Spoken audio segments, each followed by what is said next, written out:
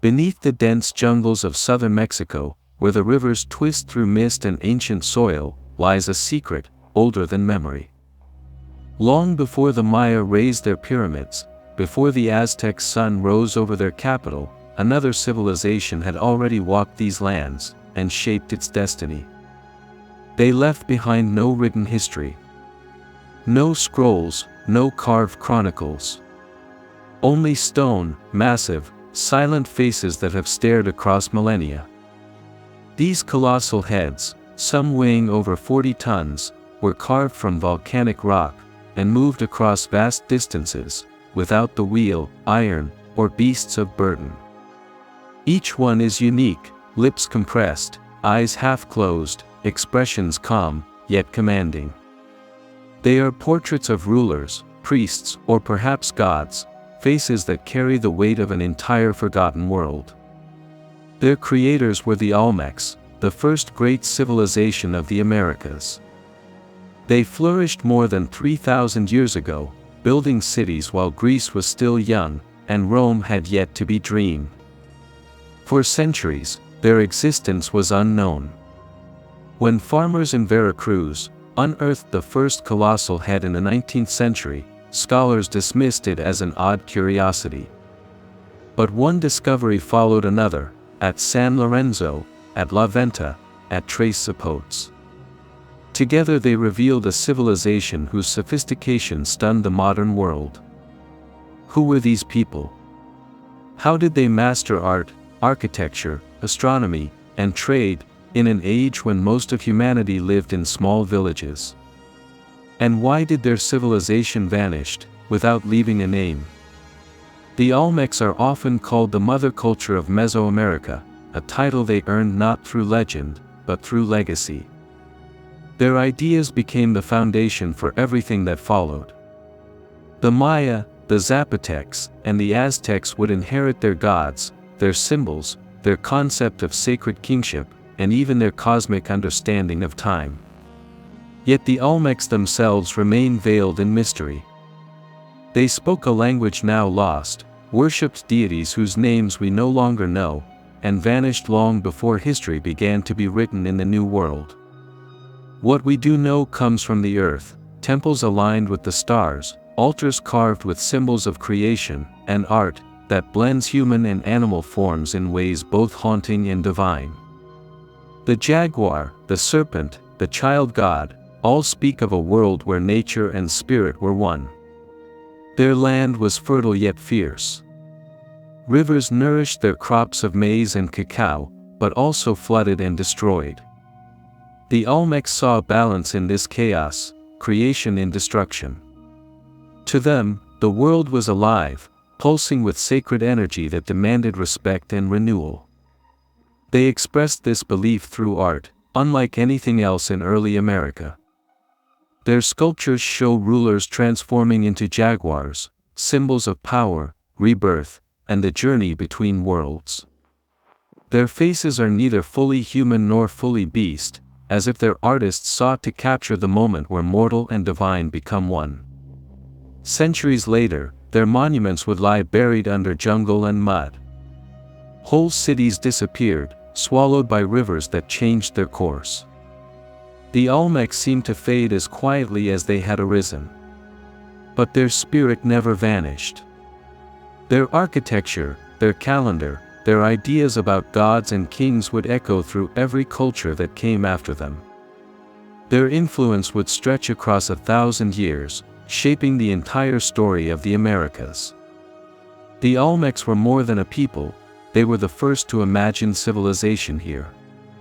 They gave form to the landscape, rhythm to time, and purpose to humanity's place beneath the sky. They were the builders of beginnings, the ones who taught that stone could hold memory, that art could outlive the artist, and that even silence can speak. This is their story, a story of creation and collapse, of faith and vision, of a civilization that began time, and was then forgotten by it.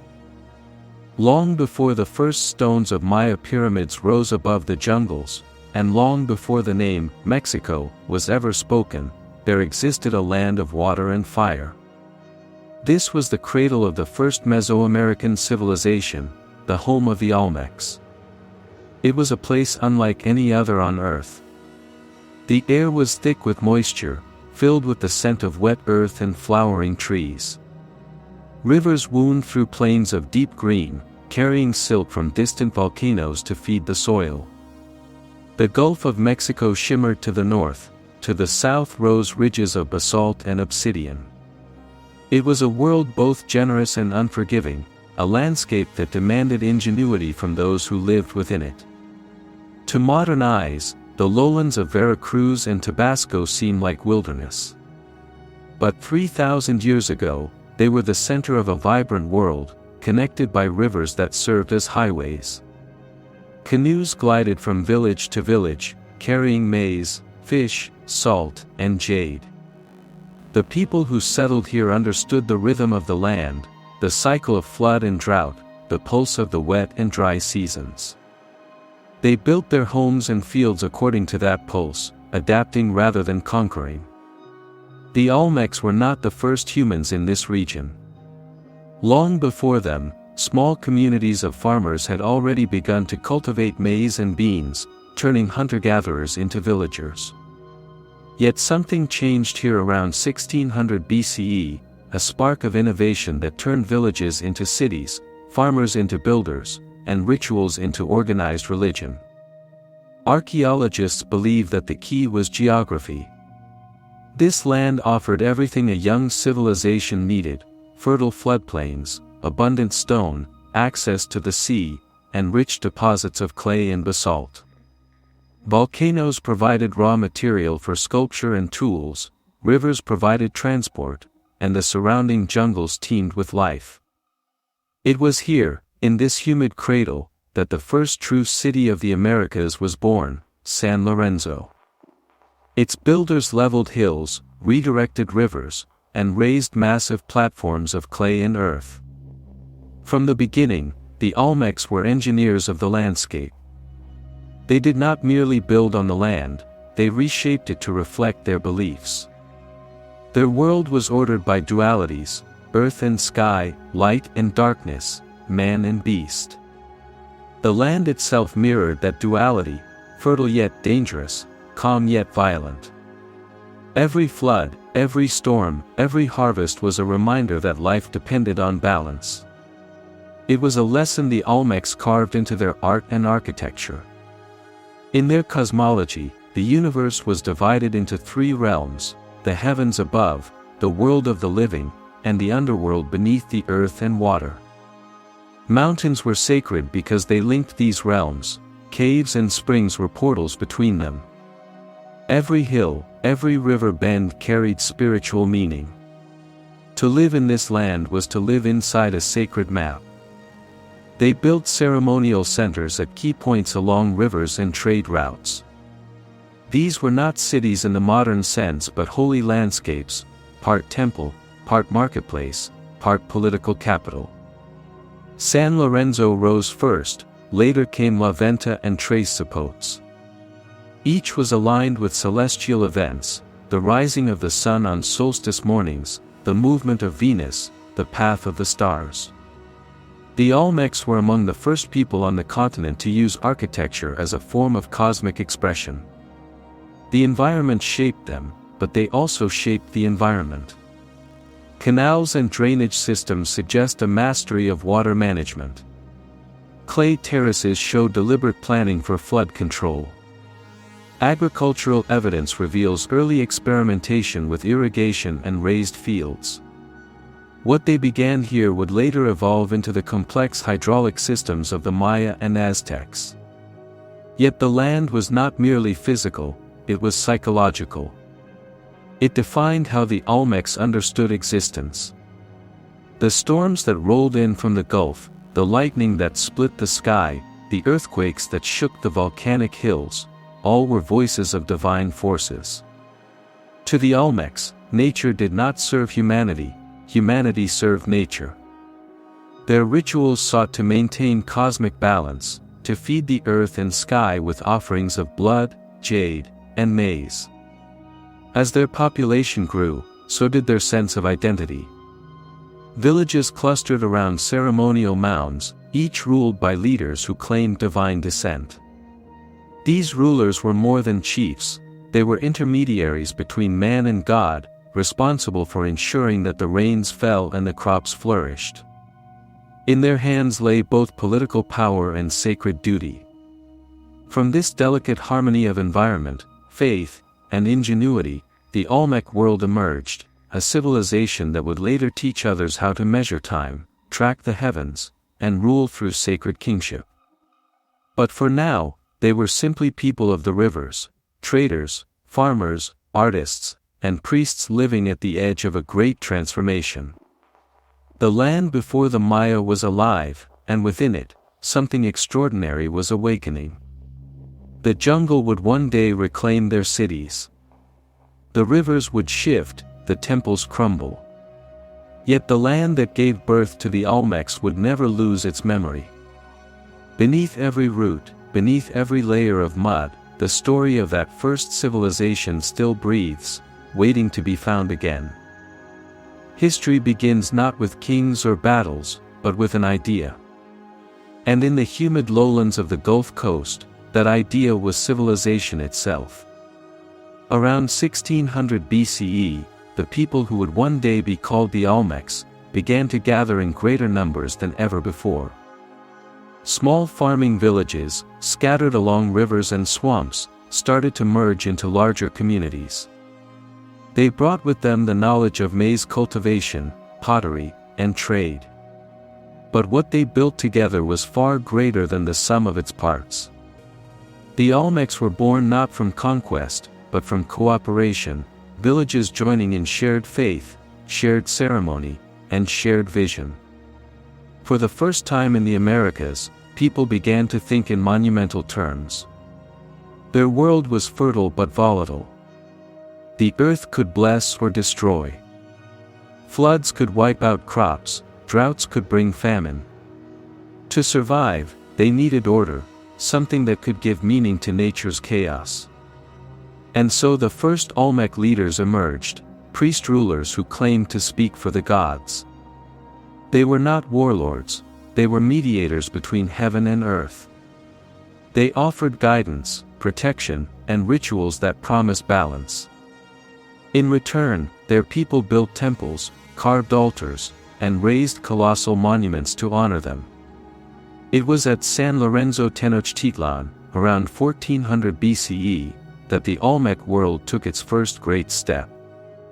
What began as a settlement on a natural plateau grew into the earliest known city in the Americas. Its planners reshaped the very landscape, flattening hills, redirecting rivers, and constructing enormous terraces of clay and stone. From these terraces rose platforms, plazas, and temples aligned to the movements of the sun. The city pulsed with ritual life. Priests observed the heavens, predicting seasons for planting and ceremonies. Traders arrived from distant lands, bringing obsidian from the highlands, jade from Guatemala, and seashells from the coasts. The Olmecs had created something entirely new, a sacred city. A place where religion, art, and politics were one and the same. And presiding over it all were the colossal heads, their most mysterious legacy. Carved from volcanic basalt, and transported over 60 kilometers from distant mountains, each stood as high as a man, some taller. Their faces were realistic, individual, and unmistakably human. These were not idealized gods, they were portraits of rulers. They wore helmets, perhaps symbols of authority or protection. Their features, broad noses, full lips, steady eyes, conveyed power and calm. Every head was unique, suggesting a lineage of leaders, immortalized in stone. But how were these massive sculptures moved without wheels, beasts of burden, or metal tools? Archaeologists still debate it. The Olmecs likely used sledges, rollers, and immense human labor. The act itself may have been sacred, an offering of devotion and endurance to their rulers and gods. Their mastery of stone was matched by their artistry in jade, clay, and ceramic. The Olmecs carved miniature figures that fused man and animal, the were-jaguar, part child, part feline, symbolizing transformation and divine power. They molded polished jade masks that may have represented ancestral spirits. To the Olmecs, art was not decoration, it was communication. Every line, every carving, was a message between worlds. Their religion was complex, rich in symbolism. They believed in a universe layered like an onion, heavens above, the earth of the living in the middle, and watery depths below. Each layer was connected by sacred mountains and trees, which acted as cosmic bridges. The jaguar, king of the jungle, was their emblem of strength and rebirth. Rain and maize deities embodied the cycles of life and death. Through ritual, they maintained balance between these forces. Offerings were buried beneath temples, human and animal sacrifices were made to nourish the gods. Theirs was not cruelty, it was continuity, ensuring that creation would continue and chaos would stay contained. But their brilliance did not stop with religion and art. The Olmecs also built one of the earliest known calendars in the Americas. They tracked celestial cycles, marking the movements of Venus and the Sun, anticipating eclipses and seasonal changes. Time itself became sacred, measured not in days, but in divine rhythm. Their influence spread quickly. Neighboring peoples adopted their symbols, their gods, and their concept of divine kingship. The Olmecs had become more than a people, they had become an idea. An idea that civilization could rise from the jungle. That man could master nature not by domination, but by harmony. That the world itself was a living being, and to understand it was to understand the divine. By the time San Lorenzo reached its height around 1200 BCE, it stood as a marvel of its age. For centuries, it would thrive, its rulers overseeing trade, ceremony, and the great cycles of time. But all golden ages must end. Around 900 BCE, the rivers that fed San Lorenzo began to change course. Floods buried parts of the city. The sacred landscape shifted, and with it, the people's faith. The city was abandoned, its monuments defaced or buried. Yet from its ashes, a new center would rise, La Venta, the next chapter in the Olmec story. The Olmecs had been born from earth and water, and it was to the earth and water they would return. But before they vanished, they would lay down the spiritual blueprint for all of Mesoamerica. After the silence of San Lorenzo, a new voice rose from the swamps. A city built upon an island of earth in a sea of marsh and mist. A city where gods were born from clay and stone, and where the Olmec spirit found its greatest expression. This was La Venta, the sacred heart of the Olmec world. Around 900 BCE, as the first Olmec capital declined, the people turned their gaze eastward, toward a new beginning. La Venta emerged not merely as a successor, but as a vision, a deliberate act of renewal, as if the Olmecs sought to recreate the cosmos itself upon the land. La Venta was not placed by accident. It stood between the rivers Tanala and Blasillo, surrounded by wetlands that shimmered like mirrors beneath the sun. Here, earth and water intertwined, symbolizing fertility and creation. The site was chosen with precision, aligned to the heavens, its central axis oriented 8 degrees west of north, matching celestial movements that defined the Olmec calendar. From the moment one approached La Venta, it must have inspired awe. Rising from the flat floodplain was a massive clay pyramid, shaped like a sacred mountain, its sides sloping gently toward the sky. It was the largest structure of its kind in the ancient Americas, an artificial hill, meant to connect heaven and earth. To the Olmecs, mountains were portals to the divine, the places where rain was born and where the gods dwelled. By building one, they did more than honor nature, they recreated it. Surrounding the pyramids stood vast plazas, terraces, and platforms. Every structure was built with sacred geometry. The city was not designed for comfort, but for meaning.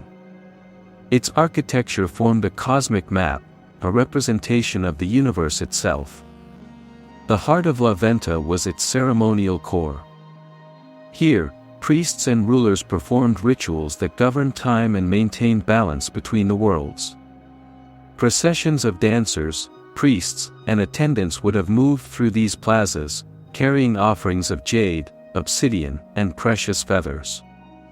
Fires burned, drums thundered, and smoke curled upward like prayers into the humid air. Beneath these plazas, archaeologists have discovered something extraordinary: massive offerings buried deep beneath layers of clay. Carefully arranged mosaics made from serpentine stone, forming symbols of the jaguar and sky. Human figurines carved from jade and hematite, placed in scenes of ceremony. Precious objects buried deliberately, never meant to be seen again. These were not mere treasures, they were messages to the gods. Each offering was a world in miniature, a cosmic act of creation repeated in the underworld below. One of the most remarkable discoveries was offering 16 small jade figures, arranged around 6 polished stone celts, as if frozen in the middle of a ritual. Their faces turned toward a central object, like witnesses to an eternal act of devotion. Who they represent, no one knows. But the care with which they were buried tells us how the Olmecs saw themselves, not as individuals, but as part of the cosmic drama. At La Venta, the line between religion, politics, and art vanished. The ruler was divine, the artist was priest, and every monument was a prayer in stone. The colossal heads returned here too, larger and more refined than before. Their features now bore even greater individuality, suggesting an evolution of portraiture and power. Each one stood like a guardian of eternity, placed along ceremonial routes or near sacred precincts. But unlike San Lorenzo, La Venta's sculptures were not only monumental, they were symbolic. Altar 4, for instance, depicts a ruler emerging from the open jaws of a jaguar-like creature, gripping a rope that may symbolize the bond between the living and the dead. This was not art for beauty's sake, it was theology made visible. The Olmec ruler was more than a king, he was the living bridge between realms. Through him, the gods acted, through his rituals, the world was renewed. La Venta also became a hub of trade and influence. Goods flowed in from distant regions, obsidian from the Mexican highlands, jade from Guatemala, iron ore from Oaxaca, and shells from the coasts. But what the Olmecs traded most successfully was belief. Their symbols, the jaguar, the maize god, the cleft-headed child, spread across Mesoamerica, appearing in distant villages hundreds of miles away. By 800 BCE, the Olmecs had achieved something extraordinary. They had turned the landscape into a living temple, time into architecture, and myth into memory. La Venta was not just a city, it was a cosmic statement. And yet, as with San Lorenzo, the forces that sustained it would one day destroy it. The same rivers that nourished the land began to shift again. Environmental change, internal conflict, or perhaps the decline of faith, all conspired to bring silence once more. By around 400 BCE, La Venta was abandoned. Its monuments were defaced or buried, its pyramids swallowed by jungle. But its legacy endured. The Olmec vision of the world, as a living, sacred cosmos, would become the foundation upon which every later civilization of Mesoamerica would build. From La Venta's clay and stone would rise the temples of Monte Alban, the pyramids of Teotihuacan, the calendar of the Maya, and the sacred wars of the Aztecs. The Olmecs were gone. But their gods remained. And in every echo of thunder, every carving of a jaguar, every calendar stone aligned to the stars, their voice can still be heard. In the Olmec world, power was not merely human, it was divine. To rule meant more than to govern. It meant to embody the gods themselves. Theirs was a world where every movement of the heavens reflected the balance of life on earth. The ruler stood at the very center of that balance, the axis where heaven, earth, and the underworld met. He was priest, king, and cosmic mediator. Without him, the order of the universe would falter. But who were these sacred kings, whose faces now stare at us through stone? And what gods whispered in their ears? The Olmec ruler was not chosen by conquest, but by sacred lineage. His authority came from blood, a divine inheritance believed to descend from mythical ancestors who had once communed with the gods. The colossal heads carved in basalt are not only portraits, they are embodiments of this sacred power. Each is more than a likeness, it is an identity fossilized in time. These rulers were likely crowned during elaborate rituals. They wore headdresses shaped like jaguars, birds, or serpents, symbols of transformation. In their hands they carried staffs, ropes, or axes, representing the cosmic powers they controlled. Every detail of their dress carried meaning, the jaguar for strength, the eagle for vision, the serpent for wisdom. The kings were believed to be able to cross the threshold between the living and the divine. During ceremonies, they might enter trance-like states, aided by chants, incense, or hallucinogenic herbs, to commune with gods and ancestors. Through these sacred journeys, they received visions and messages that guided their people. To the Olmecs, the boundary between God and man was fluid. A ruler could become divine through ritual, and a god could manifest in human form. This concept, the living god-king, would echo through every later civilization of Mesoamerica. The pantheon of the Olmecs was vast, but mysterious. Their gods were not distant figures in the sky, they were forces of nature made flesh. Among them was the jaguar god, half man, half beast, symbol of power, fertility, and rain. His snarling face appears again and again in Olmec art, carved into altars and masks. The jaguar was not simply an animal, it was a bridge between worlds, the creature that prowled both the forests of the living and the shadows of the underworld. There was also the maize god, the heart of their sustenance and the symbol of resurrection. Like the grain that dies to be reborn, the maize god represented life's eternal cycle. His image, youthful and serene, appears in jade figurines and pottery fragments, often emerging from a cleft in the earth, like a sprout breaking through soil. Another was the feathered serpent, an early form of a deity that would one day evolve into the great Quetzalcoatl of the Aztecs. The serpent embodied movement and energy, the breath of life itself. And above all, there was a duality at the center of their beliefs, the eternal tension between creation and destruction, life and death, storm and sunlight.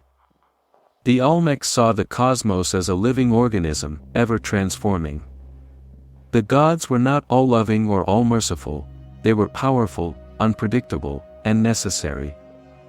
To maintain harmony, they had to be nourished. Ritual was the means by which this nourishment was offered. In the plazas of La Venta, under the gaze of the colossal heads, ceremonies unfolded that blended spectacle with sacrifice. The ruler would preside over them, dressed in sacred regalia, his body painted with symbols of life and death. Priests chanted hymns in languages lost to time, invoking the gods of rain, maize, and fertility. Offerings of jade, feathers, and blood were laid upon altars, sometimes even human lives, for in the Olmec worldview, creation demanded a price. Yet these acts were not cruelty, they were covenant. To give was to keep the world turning, the rains falling, the maize growing. The Olmecs also practiced bloodletting, a sacred act in which the ruler offered his own blood to the gods. It was both sacrifice and communion, a renewal of the divine link between man and nature. Later civilizations like the Maya would carry this tradition forward for millennia. To the Olmecs, time itself was divine, a living cycle to be read, not merely measured. Their priests watched the stars and planets, charting their paths across the heavens. They noticed the rhythm of the sun and the movement of Venus, the morning and evening star. From these observations, they created the first calendars of the New World, a system that would eventually be refined into the complex calendars of the Maya and Aztecs. Time, for the Olmecs, was sacred order. Every day had meaning. Every cycle repeated the original act of creation. In this worldview, the ruler was not just a man who governed space, he was a being who governed time. His role was to ensure that the cycles of nature and cosmos remained in harmony. When we look upon the monuments of the Olmecs today, the stone thrones, the altars, the colossal heads, we are not simply seeing relics of power. We are witnessing an ancient philosophy, that leadership is a sacred duty, and that humanity exists not above nature, but within it. The Olmec kings ruled through faith, not fear. They were the first to define civilization in spiritual terms, a unity of the human, the divine, and the cosmic. Their gods may have been fierce, their rituals strange to us, but their vision was profound, that life is balance. That power must serve harmony. That time itself is holy. It was this vision that would echo for 2,000 years, shaping every civilization that followed, from the Maya to the Aztecs, from the stones of Teotihuacan to the sun temples of Tenochtitlan. The sacred kings of the Olmecs may have vanished, their names forgotten, their cities consumed by earth and vines. But their idea of divine order would outlive them, eternal, like the stars they once watched from their jungle pyramids. The Olmecs spoke a language that time has forgotten. But though their words are lost, their message remains, carved into stone, polished into jade, molded in clay. Through art, they spoke to gods, to their ancestors, and, unknowingly, to us. Art was the soul of the Olmec world. It was not decoration. It was communication, a sacred language through which the invisible could take form. From the volcanic slopes of the Tuxtla Mountains came the stone that defined a civilization. Basalt, hard, dark, and heavy, was their canvas. From it, the Olmec sculptors carved the faces of their rulers, the bodies of gods, and the symbols of creation. The colossal heads remain their greatest mystery. Each one unique, each one alive with character. Some wear helmets adorned with patterns, perhaps marks of lineage or of war. Others bear faint traces of paint, red, black, or white, remnants of the colors that once brought them to life. These faces were not meant to intimidate, they were meant to endure. They watched over plazas, guarded temples, and stood at the thresholds between the living and the divine. They were witnesses, silent, eternal, and patient. But the colossal heads were only one part of the Olmec vision. Throughout their cities, archaeologists have found small jade and serpentine figurines, miniature masterpieces polished until they gleamed like water. Some depict humans in trance, others in transformation, half man, half jaguar, the very image of divine metamorphosis. This were-jaguar motif lies at the heart of Olmec symbolism. It is the child of a woman and a jaguar, the fusion of mortal and god. Its wide eyes and downturned mouth evoke both power and sorrow, a being caught between worlds. Perhaps it symbolized rain, fertility, or the ruler's own divine rebirth. Whatever its meaning, it reveals a people obsessed with transformation, believing that through ritual, a human could become divine. The Olmecs had no written alphabet as we know it, but their symbols were deliberate, consistent, and layered with meaning. They carved them into altars, pottery, and jade pendants, each mark a fragment of a forgotten script. In 2006, archaeologists unearthed what may be the oldest writing in the Americas, a small stone block from the site of Cascajal. Etched into its surface were 62 symbols, crosses, insects, maize stalks, and abstract shapes. To modern eyes, they are indecipherable. But to the Olmecs, they may have been the beginnings of written thought, a codified expression of belief and order. These symbols reveal the same obsession that drove their art, balance between forces. Heaven and earth, life and death, rain and drought, all intertwined in an eternal rhythm. To carve a symbol was to affirm that rhythm, to speak, in stone, the grammar of the cosmos. No material held more meaning for the Olmecs than jade. To them, it was not merely precious, it was sacred. Jade's deep green shimmer symbolized life, water, and breath itself. It was the color of maize leaves and the jungle canopy, the very essence of fertility. The Olmecs shaped jade into pendants, masks, and beads worn only by rulers and priests. Some were buried with the dead, others offered to the gods. To polish jade was to participate in creation, to transform stone into spirit. A single jade mask from Venta captures this devotion. Its surface gleams like still water, its features serene and timeless. Though it was never meant to be worn, it embodies something deeper, the eternal face of the divine. Olmec art was not separate from ceremony, it was ceremony. Every sculpture, every carving, every object was a vessel of power, imbued through ritual acts. When a jade figure was buried beneath a temple, it was not hidden, it was planted, like a seed. Its burial was a prayer for renewal, a symbol of death that promised rebirth. Even destruction held meaning. At the end of a monument's sacred life, the Olmecs often buried or broke it deliberately. This was not vandalism, it was closure. They believed that every sacred object, like every life, had a cycle that must begin and end in harmony. What strikes us most about Olmec art is its emotion. The calm intensity in a ruler's face. The mournful gaze of a jade child. The fierce serenity of a jaguar mask. In each, we see humanity's oldest desire, to give form to the invisible, to make the sacred tangible. Through their art, the Olmecs achieved what few civilizations ever have, they turned faith into form. They made stone breathe. Their symbols would not vanish with their people. The Maya, Zapotec, and Aztec would inherit them, reinterpreting, recarving, renaming, but never forgetting. In every temple carving across Mesoamerica, the Olmec spirit still lingers, the same flowing lines, the same sacred geometry, the same quiet understanding that art is not about beauty, it is about truth. The Olmecs may have left no written history, but their art became their scripture.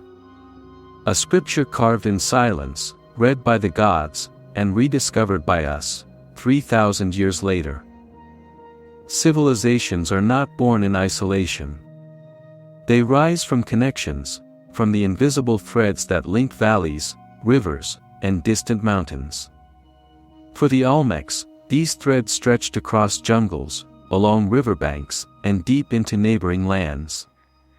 They wove a network of trade, exchange, and influence that would shape Mesoamerica for 1,000 years. This was not merely a trade of goods.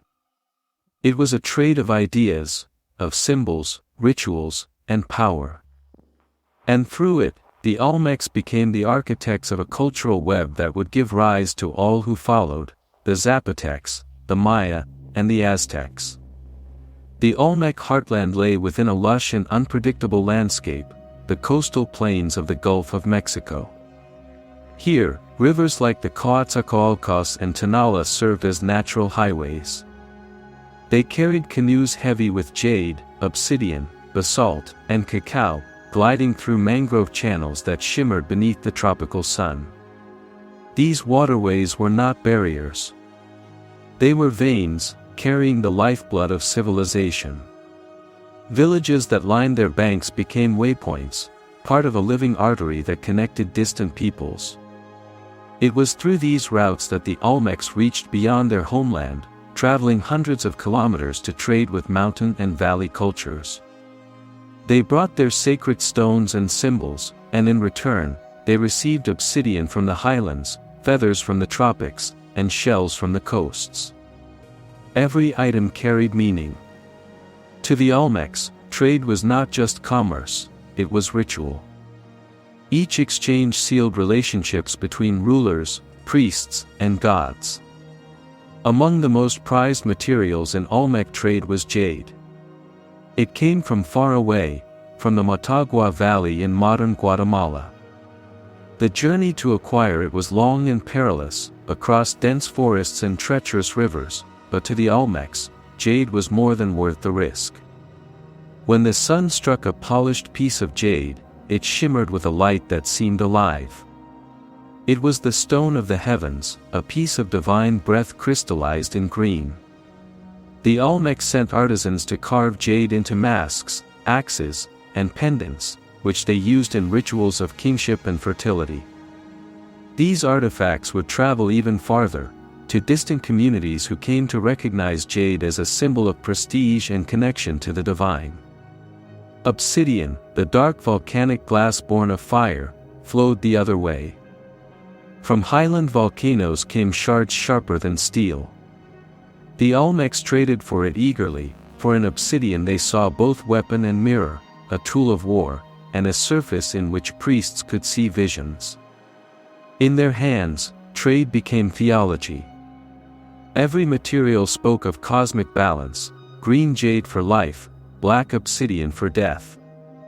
To hold both was to hold the universe in your grasp. Wherever the Olmecs went, their symbols followed. Their art, the fanged jaguar, the cleft-headed god, the flowing scroll, began appearing in places far beyond their borders.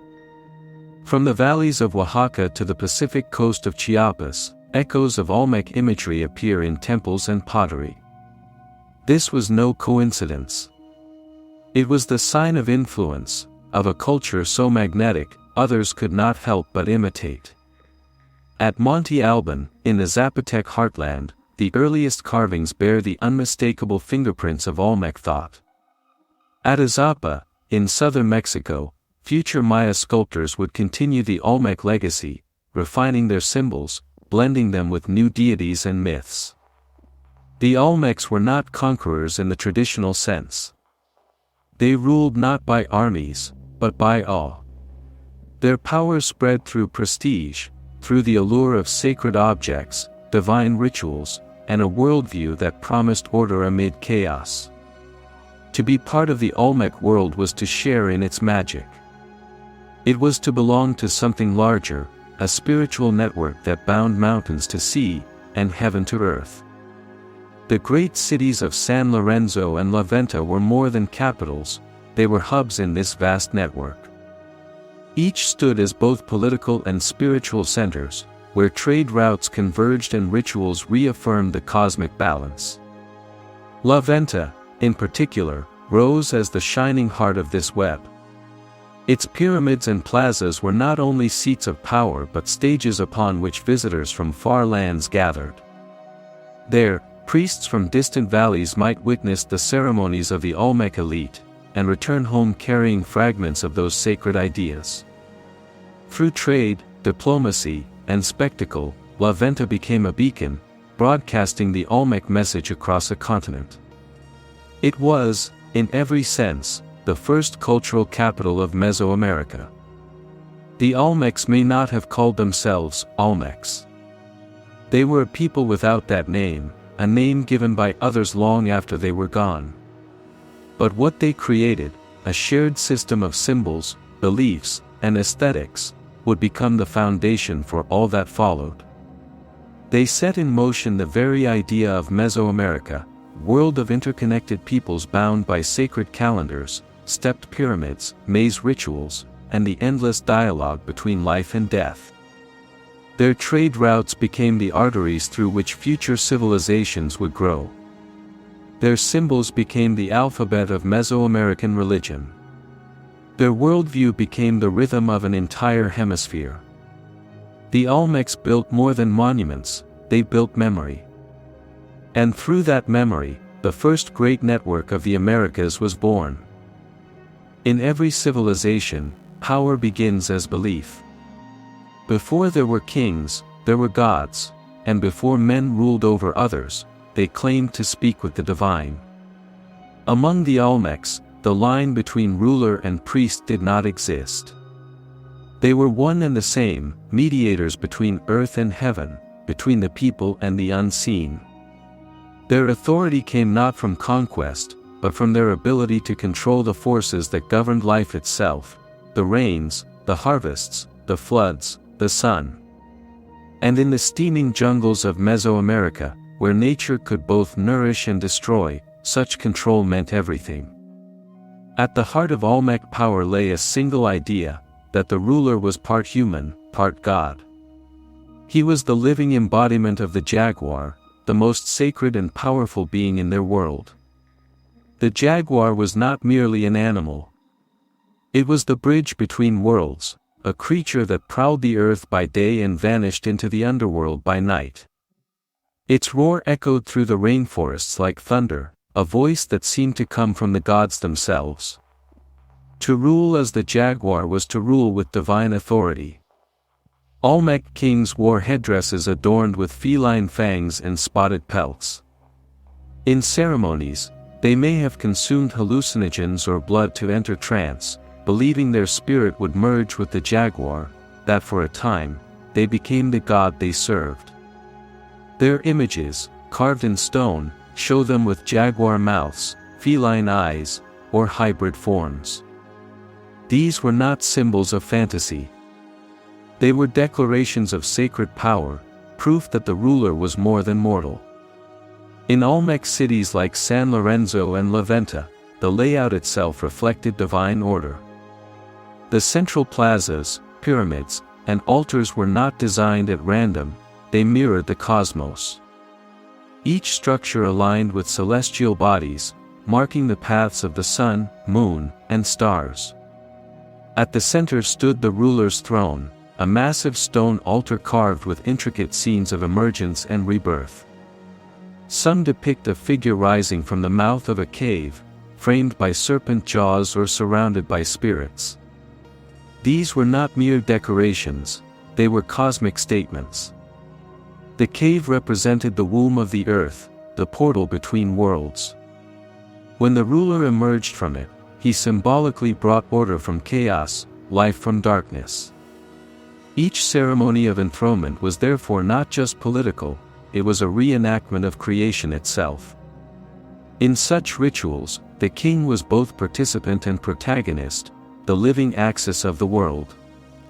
His body became a vessel through which divine energy flowed into the land. His rule was sacred, and his failure would mean cosmic imbalance. Beneath the ruler, but never far from him, stood the priests, the interpreters of divine will. They were astronomers, healers, and historians. They observed the skies, recorded the passing of seasons, and dictated the timing of rituals.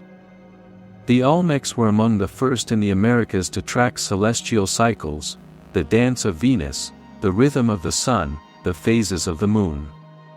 To them, the heavens were not distant, they were alive, their movements messages from gods. Priests likely controlled the sacred calendar, predicting rains, planting seasons, and eclipses. In a world where survival depended on balance, such knowledge was power beyond measure. They also presided over ceremonies of sacrifice, offerings of jade, blood, and sometimes life itself. For the Olmecs, sacrifice was not cruelty but communion, a sacred exchange between mortals and deities. Each drop of blood spilled was believed to nourish the earth, ensuring fertility and renewal. The Olmec ceremonial centers were open books of theology carved in earth and stone. Pyramids represented mountains, the meeting point of heaven and earth. Plazas symbolized the sea of creation. Every offering buried beneath these spaces reaffirmed the cosmic balance that sustained existence. At La Venta, archaeologists uncovered complex ritual deposits, jade figures arranged in precise patterns, as though frozen mid-ceremony. Each piece placed with intention, each orientation symbolic. They were not decorations for the living, they were messages for the gods. In one burial, 16 jade figurines stand in semicircle before 6 jade celts, miniature blades, arranged like a doorway. It is a scene of offering, negotiation, perhaps even judgment. A spiritual drama performed in silence, preserved for eternity beneath the temple floor. Such acts reveal how deeply the Olmecs understood ritual as performance, not for human audiences, but for divine ones. Their architecture was not built to impress, it was built to communicate. Yet divine kingship carried a price. To be both human and God was to live in constant tension, responsible for the balance of the world, yet bound by mortal limits. If drought came, if crops failed, if enemies rose, the fault was not the weather, but the ruler's broken harmony with the divine. Power was therefore both gift and curse. A ruler who lost divine favor might lose his throne, or his life. And so, each ceremony, each sacrifice, each symbol carved in stone was not just reverence, but insurance, a desperate effort to maintain the fragile bridge between heaven and earth. The Olmecs built the first divine order of Mesoamerica, one that would echo for centuries. Long after their cities fell silent, their vision endured, the God-King who commands both sky and soil. The priest who reads the stars. The ritual that binds humanity to creation. From Teotihuacan to Tikal, from Monte Alban to Tenochtitlan, all would inherit this sacred pattern. Every temple, every sacrifice, every ruler who claimed descent from the gods, all traced their lineage back to these ancient rainforests, to the world the Olmecs created when they first declared, "Power is sacred. To rule is to serve the divine."